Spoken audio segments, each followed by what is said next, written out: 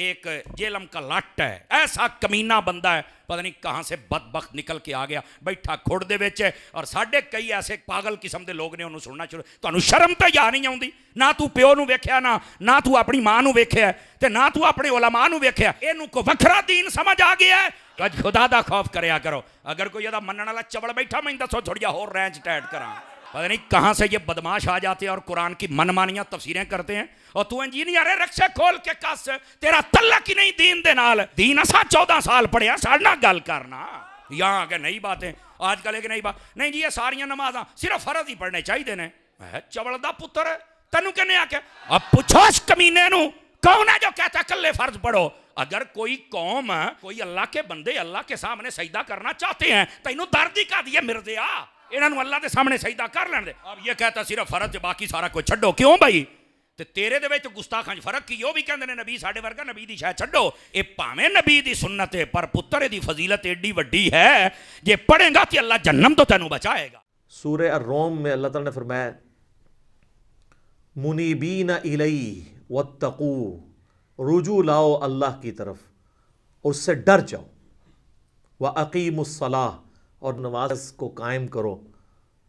وَلَا تَكُونُوا مِنَ الْمُشْرِكِينَ, اور دیکھو مشرکوں میں نہ ہو جاؤ. یعنی سورہ روم میں اللہ تعالیٰ نے فرمایا جو نماز قائم نہیں کرتا وہ مشرکوں میں سے ہے. یہ عمل مشرکوں والا ہے. پاکستان کے شناختی کارڈ میں اسے مسلمان لکھ دیا جائے گا, اللہ کے ہاں نہیں ہے. اور پھر جو صحیح مسلم میں 246 نمبر حدیث ہے, ترمذی میں بھی موجود ہے کہ بندے کے کفر اور اسلام, شرک اور ایمان کے درمیان فرق نماز ہے. جناب جامعہ ترمذی میں موجود ہے, ایک تابعی ہیں سیدنا عبداللہ بن شقیق, وہ فرماتے ہیں کہ صحابہ اکرام ترک نماز کے علاوہ کسی اور گناہ کو کفر نہیں سمجھتے تھے سوائے ترک نماز کے. صحابہ اکرام یعنی ترک نماز کرنے والے کو کافر سمجھا کرتے تھے. آپ کے شناختی کارڈ مسلمان ہی ہے, وہ اس سے کوئی فرق نہیں پڑتا, آپ جتنا مرضی کہتے رہے. پھر جامعہ ترمذی میں حدیث ہے جس نے جان بوجھ کے نماز چھوڑ دی, اللہ کا ذمہ اس سے اٹھ گیا, اس نے کفر کیا. عملاً وہ کافر ہے. ہم عقیدے میں اسے کافر نہیں کہتے اعتقاداً, لیکن عملاً تو کافر ہے. تو آپ نے عملاً کفر کے ساتھ اللہ کے سامنے پیش ہونا ہے, نعوذ باللہ من ذالک. پھر سنن ابی داؤد میں حدیث ہے قیامت والے دن سب سے پہلے نماز کے بارے میں سوال ہوگا. اگر وہ اس سوال میں فلاح پا گیا تو وہ فلاح پا گیا, اور اگر وہ اسی میں فیل ہو گیا تو اگلے سوالات میں بھی فیل ہو گیا. پھر مسند امام احمد میں حدیث ہے, مشکات المصابیح کے اندر بھی موجود ہے, نبی علیہ السلام نے فرمایا کہ قیامت والے دن نماز انسان کے لیے نور ہوگی, دلیل ہوگی اور نجات کا ذریعہ ہوگی, جو نماز پڑھنے والا ہے. اور جو بے نمازی ہے اس کے لیے نہ کوئی نور ہوگا, نہ کوئی دلیل, نہ نجات. الٹا اس کا حشر حامان, فرعون, قارون اور امیہ ابن خلف کے ساتھ ہوگا, والعیاذ باللہ تعالی. اللہم اجرنا من النار, اللہم من احییتہ منا فاحیہ علی الاسلام ومن توفیتہ منا فتوفہ علی الایمان. سنن ابن ماجہ میں حدیث ہے, ابو درداء رضی اللہ تعالیٰ عنہ کہتے ہیں مجھے میرے خلیل محمد رسول اللہ نے یہ نصیحت کی تھی کہ اللہ کے ساتھ شرک نہ کرنا, خواہ تمہارے ٹکڑے ٹکڑے کر دیے جائیں یا تمہیں آگ میں زندہ جلا دیا جائے, شرک نہ کرنا. اور دوسری وصیت کیا کی آپ صلی اللہ علیہ وآلہ وسلم نے فرمایا کہ جان بوجھ کر کبھی نماز نہ ترک کرنا ورنہ اللہ کا ذمہ تمہارے معاملے میں اٹھ جائے گا. اور تیسرا فرمایا کہ شراب نہ پینا یہ تمام برائیوں کی جڑ ہے, والعیاذ باللہ تعالی. تو اب یہ کئی لوگ کلپ دیکھیں گے, چاہے ان کے لیے میں آسانی کے طور پہ نماز کی ترغیب کے اعتبار سے بتا دوں کہ میرے بھائیوں دن رات میں صرف 17 رکعتیں آپ پڑھ لیں تو کتابوں کے خدا نے ہمیں جو بتایا نا, آپ کی پرسش کوئی نہیں ہونی. صرف 17 رکعتیں, 2 فجر کی, 4 ظہر کی, 4 عصر کی, 3 مغرب کی, 4 عشاء کی. باقی سب نفلی باتیں آپ انہیں سنت مؤکدہ کہہ دیں, آپ انہیں وطر کہہ دیں, آپ نوافل کہہ دیں.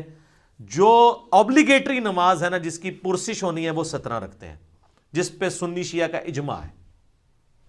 اس کی سپورٹ میں حدیث بخاری مسلم دونوں میں حدیث ہے. ایک دیہاتی شخص نبی علیہ السلام کے پاس آیا تو اس نے کہا یا رسول اللہ مجھے کوئی عمل بتائیں میں جنت میں چلا جاؤں. آپ نے فرمایا کہ اللہ تعالیٰ کے ساتھ کسی کو شریک نہ ٹھہراؤ, صرف اسی کی عبادت کرو, تم جنت میں داخل ہو جاؤ گے. 5 وقت کی فرض نماز کو قائم رکھو،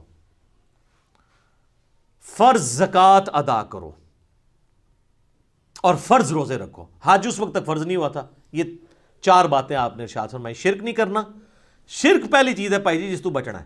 اس کے بعد نماز، فرض زکوٰۃ اور فرض روزے۔ تو اس نے کہا یا رسول اللہ علیہ وسلم نہ میں اس میں کوئی زیادہ کروں گا نہ اس میں کوئی کمی کروں گا، یعنی میں نے سے زیادہ بھی نہیں پڑھنی، کم بھی نہیں پڑھوں گا۔ اور یہ بات کہتا ہوا وہاں سے نکل گیا۔ نبی علیہ السلام فرمایا کسی نے جنتی کو دیکھنا ہے اس شخص کو دیکھ لے۔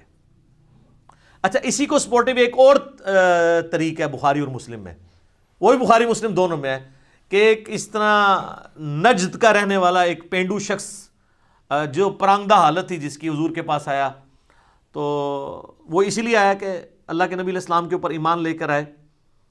تو اس نے پوچھا یا رسول اللہ علیہ وسلم بتائیں اسلام کیا ہے؟ تو آپ نے فرمایا اسلام یہ ہے کہ تم 5 وقت کی فرض نماز کو قائم رکھو۔ اس نے کہا یا رسول اللہ فرض کے علاوہ بھی ہے کچھ؟ فرمایا ہاں نفل ہیں، وہ تمہاری مرضی، اگر پڑھنا چاہو تو پڑھ لو، نہیں پڑھنا چاہتے نہ پڑھو۔ اور یاد رکھیے گا احادیث میں سنت کی ٹرم یوز نہیں ہوتی ہے، یہ محدثین کی ٹرم ہے۔ سنتیں جو ہم موقدہ پڑھتے ہیں ان کو بھی نفل کہا جاتا ہے۔ نفل ان کہا جاتا ہے اضافی نماز، انفال مال غنیمت اضافی مال، نفل کا مطلب اضافی چیز ہے۔ پھر نبی علیہ السلام نے فرمایا کہ فرض زکوٰۃ ادا کرو۔ اس نے کہا رسول اللہ فرض زکوٰۃ وہ جو 2.5% ہے، اس کے علاوہ فرمایا اس کے علاوہ نفلی صدقات وہ تمہاری مرضی کر لو، نہیں کرنا چاہتے نہ کرو۔ پھر آپ فرمایا فرض روزے رکھو رمضان کے۔ کہا رسول اللہ اور روزے؟ فرمایا وہ نفلی روزے ہیں تمہاری مرضی، منڈے کا، تھرسڈے کا، ایام 20 کے روزے جو بھی ہیں وہ رکھنا چاہو تمہاری مرضی ہے، لیکن فرض یہی ہے۔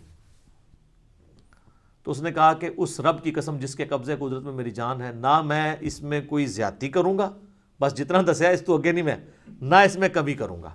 اور یہ وہ صحابہ کہتے ہیں یہ کہتا ہوا وہاں سے نکل گیا۔ تو آپ صلی اللہ علیہ وآلہ وسلم فرمایا کہ اگر یہ اپنی بات پہ قائم رہا تو یہ نجات پا گیا۔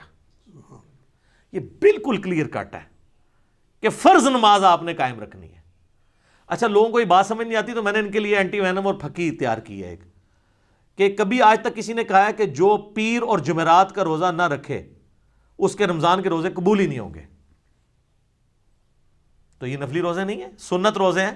ایام 20 کے 13، 14، 15 کے بخاری مسلم میں حدیث ہے کہ چاند کی 13، 14، 15 کو آپ علیہ السلام نے کبھی روزے نہیں چھوڑے۔ یہ سنت موقدہ ہیں یہ والے بھی روزے۔ کبھی کس نے کہا جو یہ نہ رکھے اس کے رمضان کے نہیں ہوں گے۔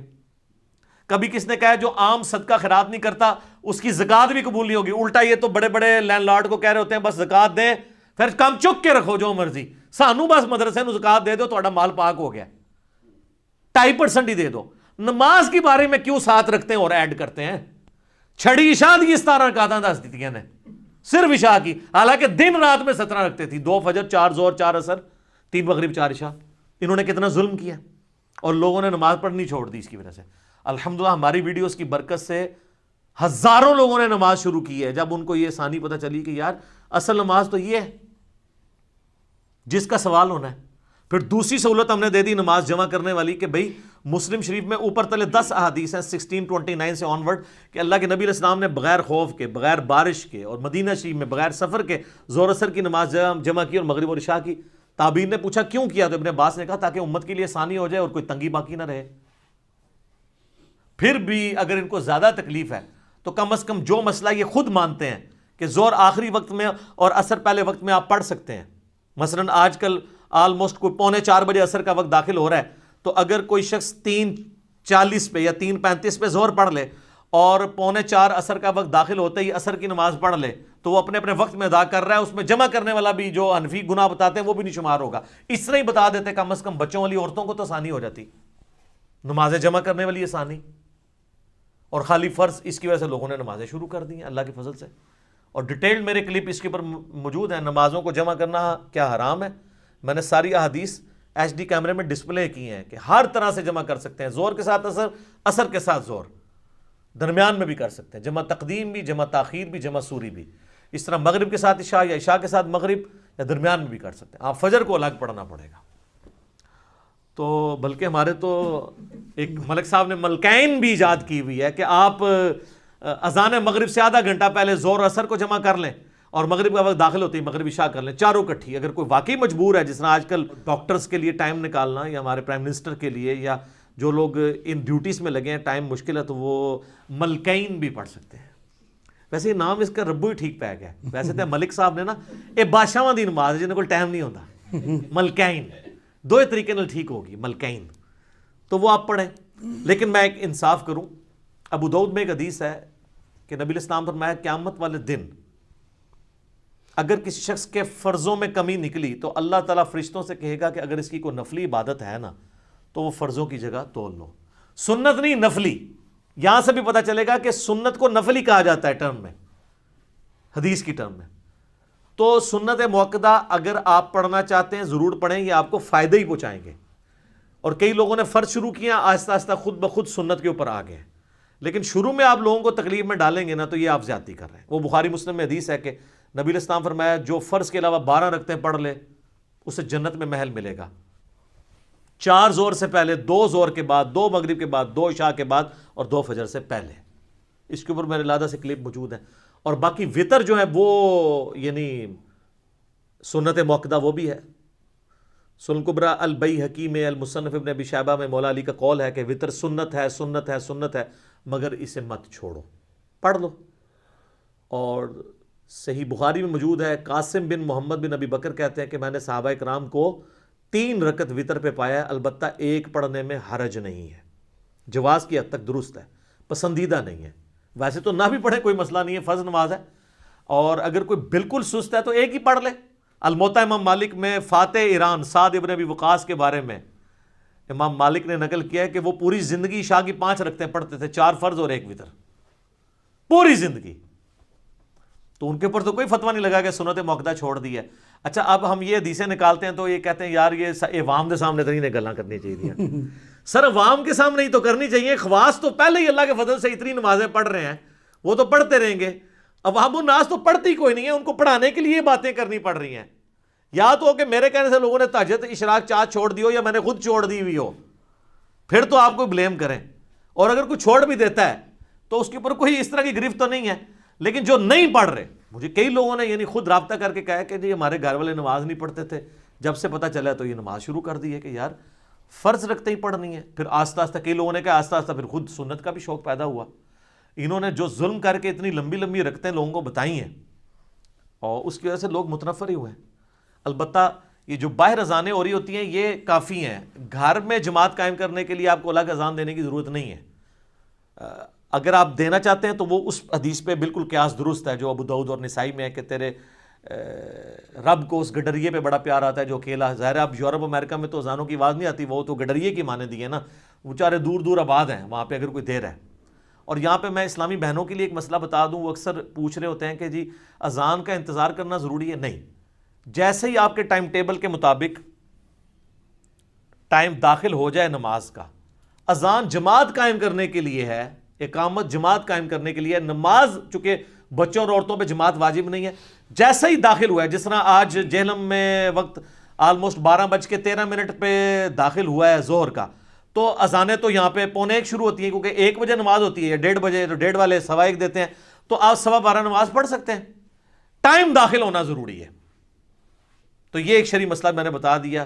یقین کریں عورتوں کی جتنی مشکل اور ٹف لائف ہے نا ہمارے سب کانٹیننٹ کے اندر، اس میں ان کے لیے یہ بہت آسانی ہے. نمازوں کو جمع بھی کریں، اور جمع کرنے میں کتنی آسانی ہے کہ ظہر کا وقت 12:13 پہ شروع ہو رہا ہے اور مغرب جا کے 6:25 پہ ہو رہی ہے، تو ان 6 گھنٹوں کے اندر جس وقت بھی ان کو ٹائم ملے دونوں نمازیں جمع کر لیں. اور مغرب 6:25 پہ اگر مغرب شروع ہو رہی ہے اور فجر کا وقت جو ہے وہ صبح آلموسٹ کتنے بجے داخل ہو رہا ہے جی؟ 4 بجے کے قریب داخل ہو رہا ہے، 4 سے تھوڑی دیر بعد بھی داخل ہو رہا ہے، 4:35 کے. تو اس وقت تک آپ کسی بھی وقت رات کو نمازوں کو جمع کر سکتے ہیں. میرا یوٹیوب پہ ایک کلپ بھی ہے کہ عشاء کی نماز کو آپ کیا مؤخر کر کے پڑھ سکتے ہیں. افضل یہ کہ آدھی رات سے پہلے پڑھ لیں، لیکن آپ فجر کا وقت داخل ہونے سے پہلے کسی بھی وقت پڑھ سکتے ہیں.